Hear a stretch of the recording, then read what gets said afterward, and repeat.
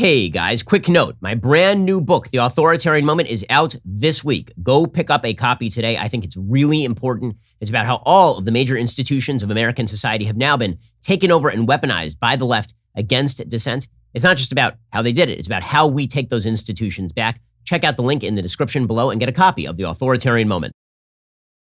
Is Simone Biles a hero or is she a villain? These apparently are the only two sides you can take in the ongoing Simone Biles controversy. So apparently what happened with Simone Biles, according to the New York Times, Simone Biles lost her way midair while vaulting in the women's team final in the Olympics on Tuesday, then suddenly exited the competition saying she wasn't mentally prepared to compete. Biles' absence created a bigger opening for the Russians who won the gold. Apparently, she started propelling herself in the air, and then she sort of got lost in the air, and she ended up landing on her feet, but she was completely lost in the air. Minutes later, USA Gymnastics confirmed Biles had withdrawn from the competition, leaving the U.S. without its highest scoring gymnast. Biles said, "I just felt like it would be a bit better to take a back seat and work on my mindfulness. I didn't want to risk the team a medal for kind of my screw-ups because they've worked way too hard for that." And it really did hurt the team. I mean, like her vault was really, really bad for the team.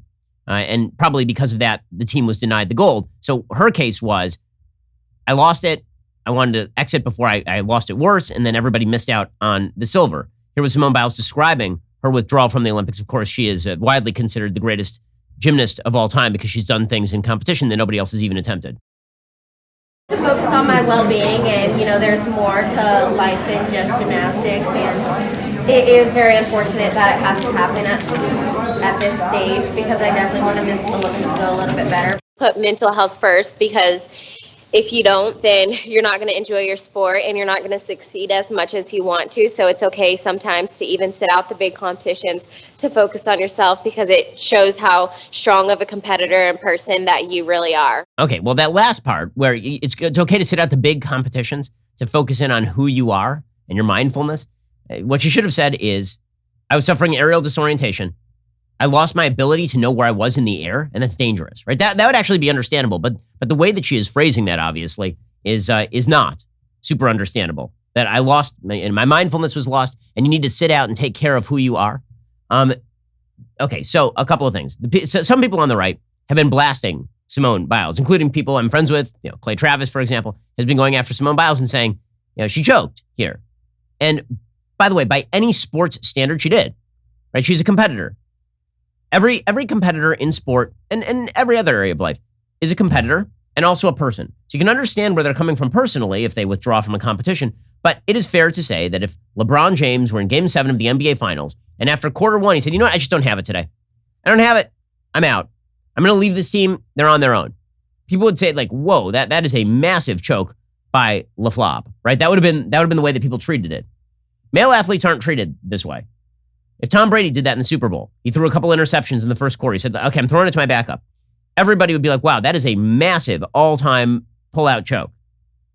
Okay, now, what she was doing here is, if she was trying to preserve her own health, like if this was actually dangerous, that is a different thing. But it doesn't make you a hero for pulling out. And this is why you are seeing people bouncing off each other with regard to Simone Biles. So on the one side, you have people saying, well, she's not a hero.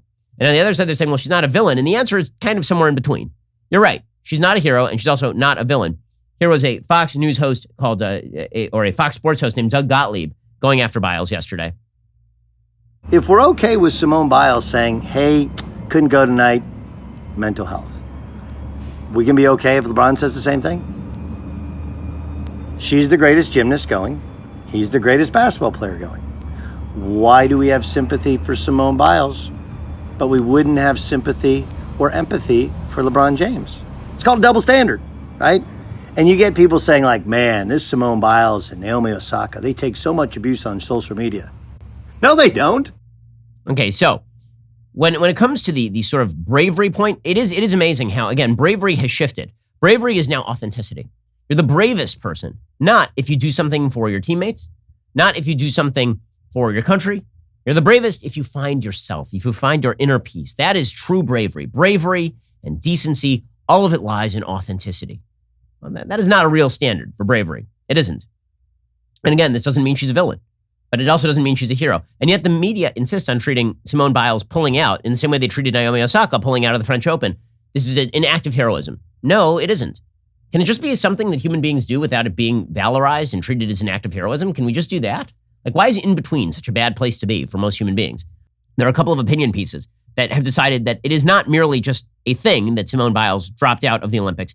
She's heroic for having dropped out of the Olympics. And this is the part I really don't understand this. This doesn't make any sense to me.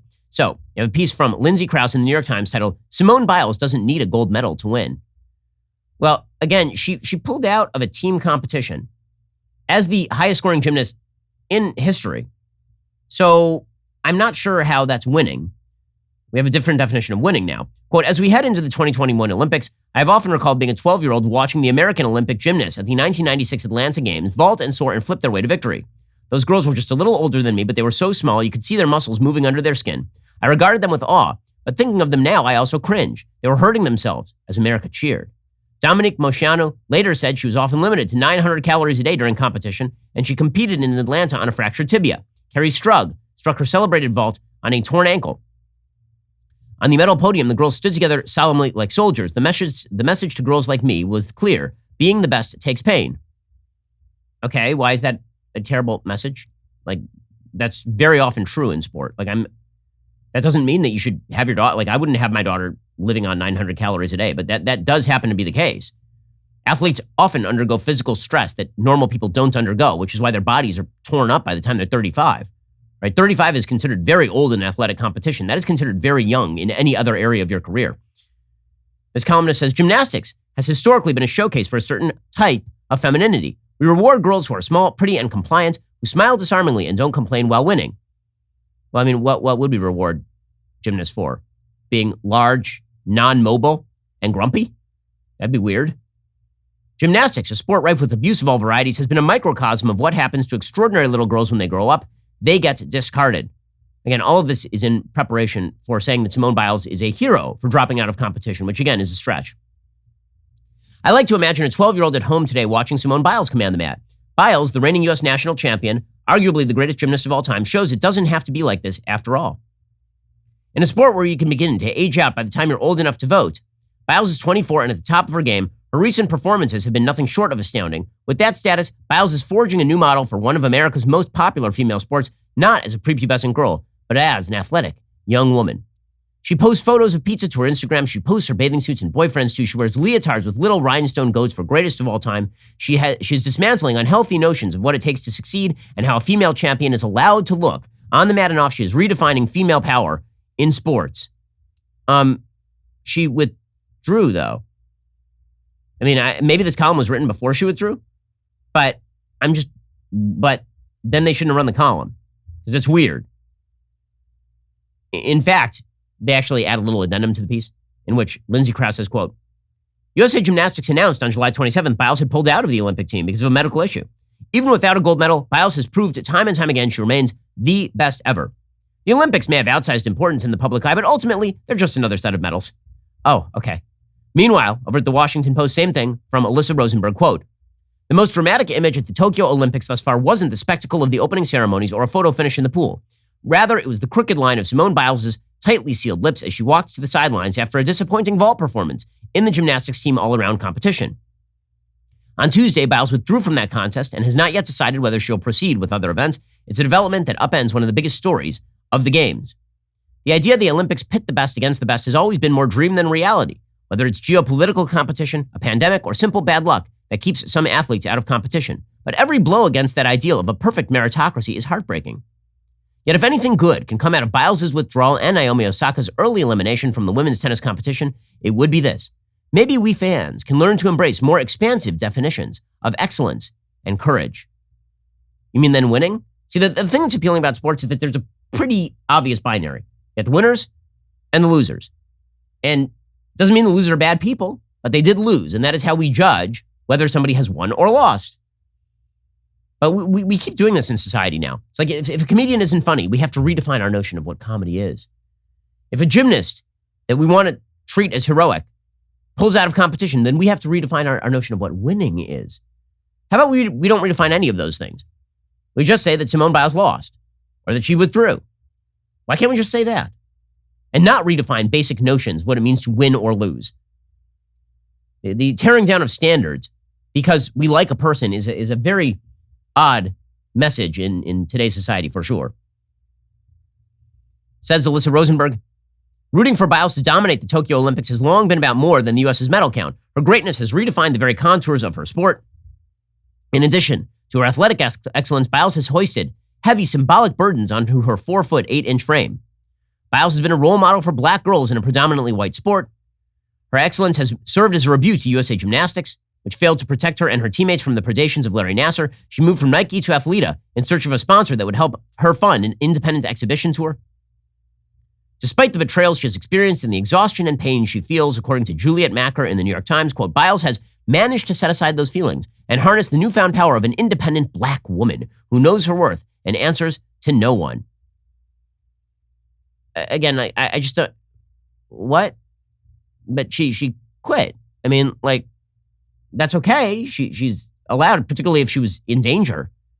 But why is that better? I just want, like, is that better than the alternative, her winning a gold? Is that better than the alternative, her sticking around and gutting it out? I don't know why. Alyssa Rosenberg concludes, sports may strike blows against ills like racism, and individuals can deliver biting reprimands to institutions, but athletes can't do the painful work of social change alone, and their only tools aren't perfectly executed vaults or dominant tennis sets. There can be greatness, too, in saying no. Why? I just don't, but why? Well, it's not great to say no. It's mediocre to say no. End of story. Not great. Not horrific. Just mediocre. And again, if she withdrew for reasons other than danger, then it is bad, right? If she just withdrew because she wasn't up for it that day, then she let her teammates down. In the same way that any other person in a team sport lets their teammates down if they're quote unquote just not up for it that day. If it's aerial disorientation, different thing, because that would be like Michael Jordan pulling out of a game of the NBA Finals because he actually has the flu. But here's the thing. If Michael Jordan had pulled out of the NBA Finals because he had the flu, then he wouldn't be a hero for doing that. He was a hero in that game, in the famous flu game, because Michael Jordan played through the flu. To be the hero, you have to overcome the obstacle. If the obstacle overcomes you, that doesn't make you a hero, and it doesn't make you a villain, it just makes you a human. End of story. I know what you're thinking. It's time to binge some more Ben Shapiro videos. Well, you are right. You should. But first, like and subscribe. Perfect. I'll see you in the next video.